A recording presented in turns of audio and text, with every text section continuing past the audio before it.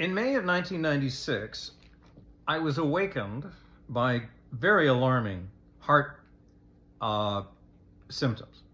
It was like I was just on the threshold of consciousness, and my heart was racing as if I had just run around the block 3 times as fast as I could. And it was very alarming.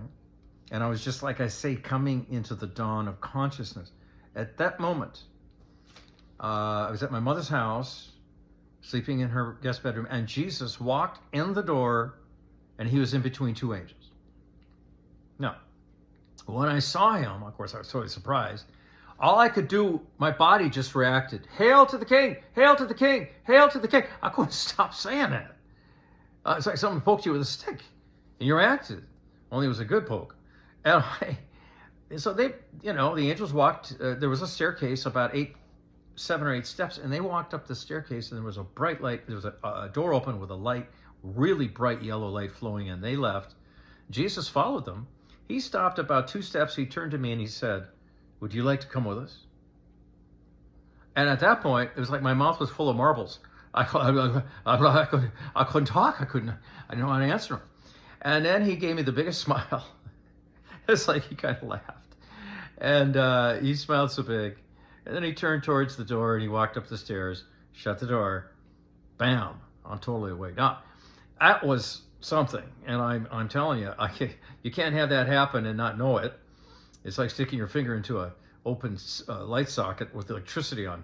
Guess what? There's electricity. You'll always know that. Now, there are really several types of visions. Open vision, like Kenneth Hagin used to have, and others.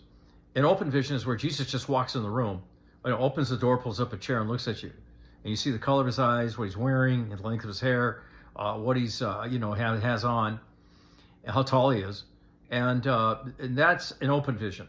There's the second type of vision is called where your senses are suspended from your body. You don't know whether you're at home or whether you're in the body or out of the body. And that was the kind of vision I had.